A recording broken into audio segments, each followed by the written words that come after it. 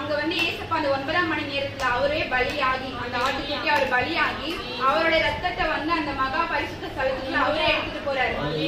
பரிசுத்த ஸ்தலத்துக்கும் மகா பரிசுத்த ஸ்தலத்துக்கும் வந்துட்டு இடையில எந்த ஒரு மீடியேட்டரும் இனிமே தேவை கிடையாது. உனக்கு எனக்கும் நடுவுல எந்த ஒரு கேப்பும் வந்து இருக்கக்கூடாது அப்படின்றத இது பண்றதுக்காக தான் திருச்சியில வந்து 2ஆ கிழியுது. நிறைய பேர் வந்து இதுக்கு முன்னாடி இறந்திருக்காங்க சிலுவையில. ஆனா வந்து யாரோட மரணமும் வந்து பாத்தீங்கன்னா அந்த மாதிரி வந்து எதுவுமே நடந்தது கிடையாது. அங்க அப்ப என்னெல்லாம் நடக்குதுன்னு பாருங்க.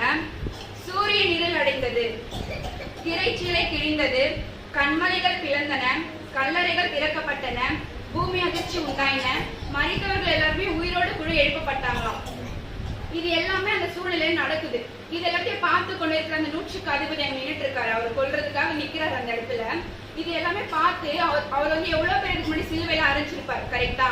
அது இது எல்லாமே அவர் பார்த்து என்ன சொல்றாருன்னா, இவ்வளவு விஷயம் நடக்குது, வானத்துல ஒரு அடையாளம் நடக்குது, பூமியில ஒரு அடையாளம் நடக்குது, இதெல்லாம் நடக்கிறத பார்த்துட்டு இவர் உண்மையாவே வந்துட்டு தேவனுடைய மனுஷகுமாரன் தான், இவர் உண்மையாலே ஒரு நீதிமான் தான் அப்படின்னு சொல்லி அந்த இடத்துல ரட்சிக்கப்படுறாரு. இன்னொரு விஷயம், இந்த வார்த்தையை நான் தியானிக்கும் போது நான் இதை பார்த்தேன். ஃபர்ஸ்ட் இது எனக்கு என்னன்னா, அப்பா வந்து இந்த வார்த்தையை கொடுத்து 7 பேர் ஒரு வார்த்தையை பேசுங்கன்னு சொன்னாங்க. எல்லாரும் ஒரு வார்த்தையை சூஸ் பண்ணிட்டாங்க. நான் வந்து நினைச்சேன் சிம்பிளா இருக்க வார்த்தையை எடுத்துக்கலாம், மன்னிப்பு ரட்சிப்பு பத்தி பேசிடலாம் அப்படின்னு நினைச்சேன். ஆனா வந்து பாத்தீங்கன்னா ஸ்டார்டிங் அவங்களே எடுத்துட்டாங்க அந்த வார்த்தையை. சரி என்ன எடுக்கிறது எனக்கு வந்து எதுவுமே தெரியல. ஃபர்ஸ்ட் எனக்கு அந்த வார்த்தைகளுக்கு வந்து அர்த்தமும் புரியல, எதுவுமே தெரியல. அதுக்கப்புறம் ஒப்புவிப்புன்னு சொன்னாங்க.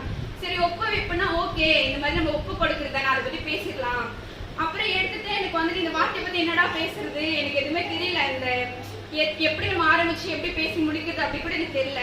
ஆனா இந்த வார்த்தையை நான் தியானிக்க அவ்வளவு விஷயத்த வந்து ஆவியானவர் எனக்கு கற்றுக் கொடுத்தாரு.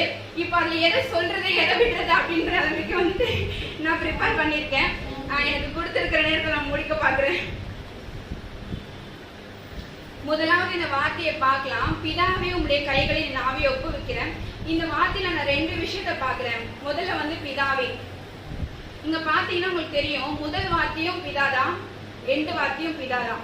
2 வார்த்தைக்கு இருக்கிற டிஃபரன்ஸ் இதானே. முதல் வார்த்தையில பிதாவே இவர்களை மன்னியுங்கள் சொல்றாரு. நான் 7வது வார்த்தையிலையும் பிதாவே உங்களுடைய கைகளில் என் ஆவியை ஒப்புவிக்கிறேன்னு சொல்றாரு. இந்த மாதிரி ஸ்டார்டிங்கும் வந்து பாத்தீங்கன்னா ஜபத்திலே தொடங்கி ஜபத்திலே தான் முடிக்கிறாரு. நம்மளோட வாழ்க்கையில இப்ப காலையில எழுந்துக்கிறோம், அதிகாலை ஜபம் பண்றோம், திரும்ப வந்து நைட்டு வீட்டுக்கு வந்து தூங்கும் போது திரும்ப அந்த ஜபத்திலேயே முடிக்கிறோம் இல்லையா?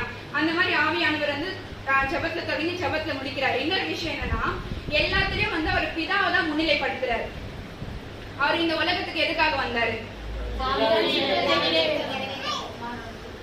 கரெக்ட். அவர் வந்துட்டு இந்த உலகத்துக்கு பிதாவோட சித்தத்தை அவர்